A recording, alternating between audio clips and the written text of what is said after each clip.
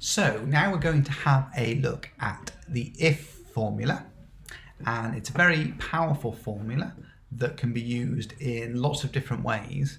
And if you've ever seen some really complex formulas inside an Excel spreadsheet, any of the really long ones, often they're just a bunch of if formulas all connected together, and I'll be showing you how to do that connecting bit later on.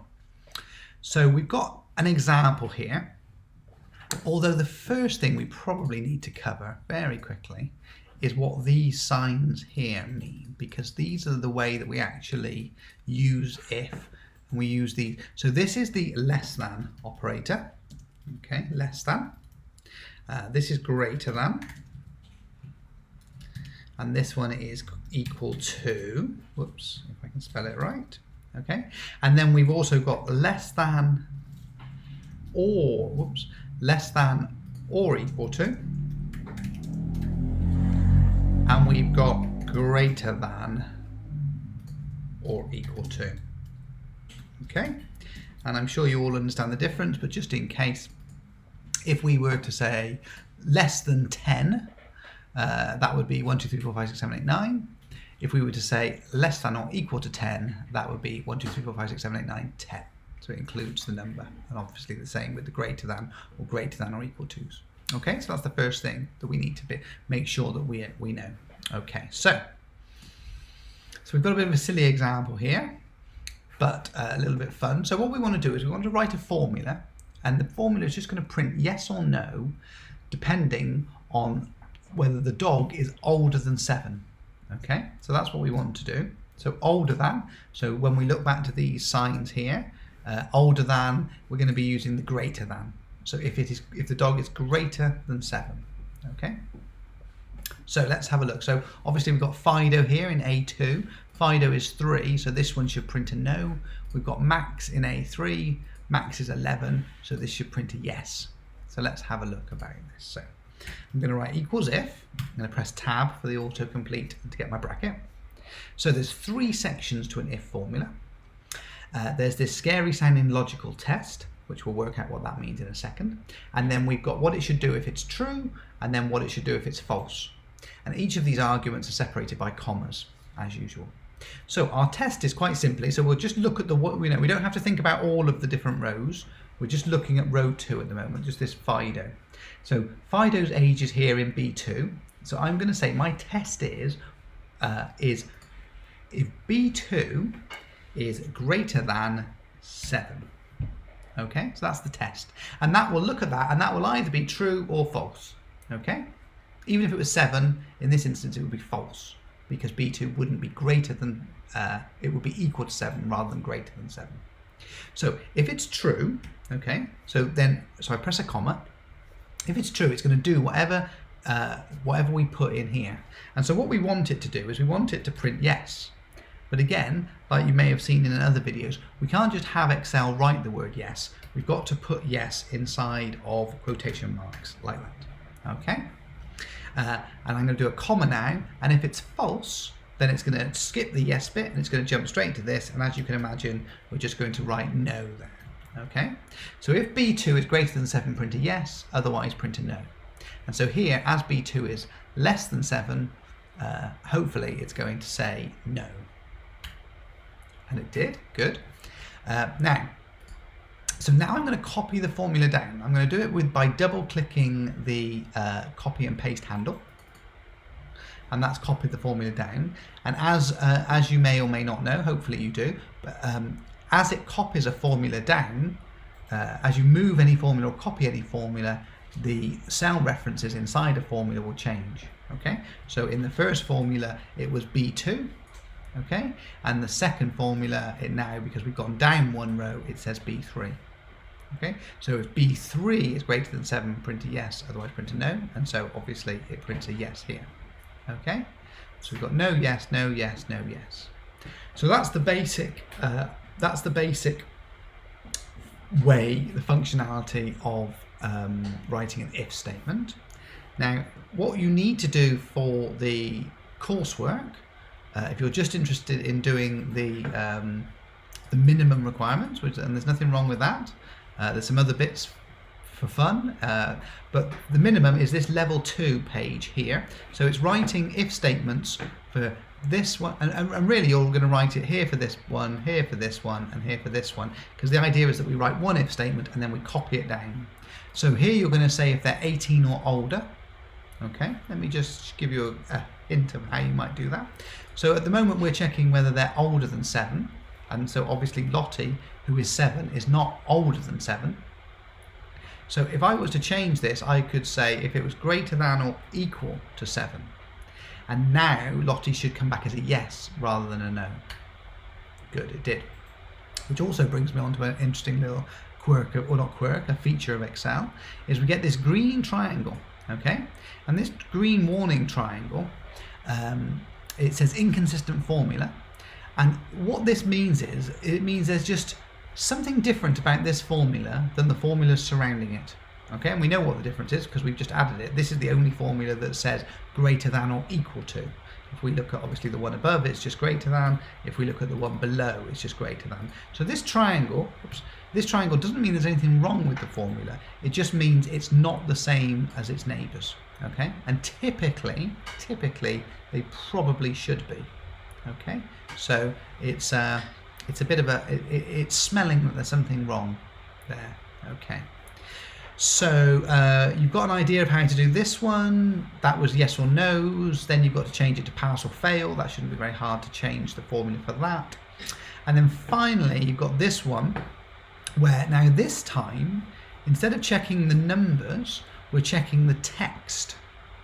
And we're checking to see if it says the word apple. If it says the word apple, then we're going to print the word fruit. Otherwise, we're going to write the word other. Okay, so a common mistake people make is to check this column. It's not, it's going to be this column. Okay, and then what you need to do is think about which of these signs that we've got here, which one would be the best for comparing whether it's exactly the same as something. A little bit of a clue there for you. Okay, so you should hopefully be able to complete this page now, and that's as far as you necessarily need to go, but there are some really, some really good advantages to learning more about ifs. So let's have a look at this next page. I'll just give you a little bit more of a... So this one again should be relatively straightforward. You have pretty much everything you need to know. The only thing you need to think here is, well, how could I make it give me a blank answer? What could I do to give me a blank? So if this says the word yes, it prints 100. If it says no, how can I make it be blank? So have a think about that. Now this question sometimes trips people over a little bit. It's not necessarily that it's difficult. I'm gonna give you a little another little formula. But basically, what we're expecting here, you're going to write your formulas here, and you're going to write your formulas here, and you're going to write your formulas here, and then just to make sure that we've given you the answers. So your answer should be 100 blank blank 100, and the expected answers here should be 20 NA 16 NA, and you're going to write your formulas here. Okay. So let me show you, because you need to know a little bit of extra skills in order to be able to work this one out. So let's go back here and let's make another silly example. So let's say, is our dog retired? I'm just going to change this because it's my eye keeps getting drawn to the triangle. There we go. So is a dog retired? So obviously a completely fictional idea here, but what we're going to say is that if a dog is 10 or older, then it's retired. Okay, so we've got 3 dogs here that are retired, and we've got 3 dogs that aren't retired. Okay, so let's see. And so what I want it to do is, if the dog is retired, I want it to just say yes. So we've already sort of know how to do that. But if it's not, then I'd like it to print the number of years until the dog does retire. So let's see. It's sort of the next sort of small jump. So I'm going to say, so my test is the same basically. I'm going to say if the dog is greater than or equal to 10, if the dog's age. Okay, so that's very similar to what we've done before. And if it is, then I'm just going to print yes. So far that should be very similar to what we've done. Now if it's not, as in the case of Fido here, so far we've just basically used the true and false sections as basically prints. Yeah, it's either printing the word yes or no or pass or fail or something like that. However, these true and false sections can be whole formulas. They can be tiny little formulas like we're going to do here, but they can be much more complicated formulas. So let's have a look about just making a simple formula instead of it printing just yes or no. So if we were to look at this, if we're saying if the dog is 10 or more to retire, and we've got Fido that's age 3, well, we know that Fido will be 7 more years until Fido retires. We take the number 10 and we subtract the dog's age from it. Okay, so let's actually sort of code that into our formula. So let's say 10 minus the dog's age. Okay, so let's have a look how this works. So I'm going to hit enter.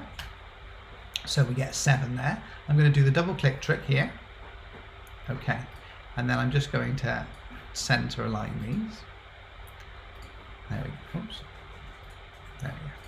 So let's have a look at, let's see an example of both. So let's try this one, for example. So it read through it. It said if B3 is greater than 10, it was greater than 10, so it printed yes and stopped. This one, it said, well, is B4 greater or equal to 10? It wasn't, so it jumped over here and it performed this little sum where it said 10 minus B4, which is 7, so 10 minus 7, and it printed the answer 3. Okay, so that is the approach that you need to take should you wish to do this one. And what it is, just to explain it, is this company, okay, this pretend company that these people work for, okay, and you don't need to worry about these dates at all. It's just these numbers you're looking at. And basically, if they've worked there for 10 or more years, which is very similar to the formula I've just written, okay, then they get an extra 5 days holiday. So you can see that this person has worked there for 15 years, so they get the 5 bonus days, so they get 20 days. And if they've not worked there for more than 10 years, or 10 or more years, we want to just print NA. So if we look at our example again, here we were checking to see if it was greater than or equal to 10, so that's very similar. And if it was, we were printing yes, and if it wasn't, we were doing a small sum. Okay, and so you may have to like rearrange things ever so slightly, but you've really got all of the bits of information you need there. So, and you can see the answers that you should get. So 15, so you do the check, is it greater than 10? If it is, add on 5 to this number. If it's not greater than 10, print NA. So that's really, you know, I'm not telling you how to write the formula, I'm just telling you the bits. Okay, now, the final, probably the most powerful part of an if formula comes when there's more than one option, more than 2 options, sorry.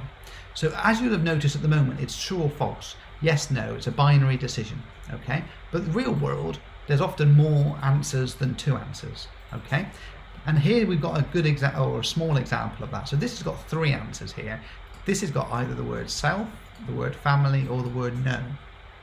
So let's have a look. I'll do my example if again. And I'm gonna keep with the dog theme, and I'm gonna say dog, I'm gonna say dog size. And I'm just gonna put in 2 smalls, 2 medium, or let's mix them up a little bit, medium, large. So they're just small, medium, large, okay? And what we're gonna do is we're gonna write a formula, and the formula is gonna calculate the dog's weight based on the dog's size. Okay, and you can see that we've got 3 different options we need to deal with here. So let's see how we would do that. So I'm going to say equals if, and I'm going to start off by saying, well, if the dog size, which in this case is E2, I'm going to say, well, look, if that equals the word S, or the letter S, then I'm going to say that if that's true, okay, I'm going to get it to print that the dog weighs 5 kilograms. Okay, so that should be quite easy. Okay, we check explicitly if it's the letter S, and if it is, we then say, okay, print 5 kilograms. Now, this is where we have to put our propeller hats on slightly. If it isn't S, okay, so if it's any other letter, then we're going to get to this false, and we need to check again. And so what we need to do is we need to check for a different size, so we need another if. So I'm actually just going to copy what I've written there, Okay, and I'm going to say, well, so in the false part, I'm going to say if it equals medium, then the dog weighs 10 kilograms.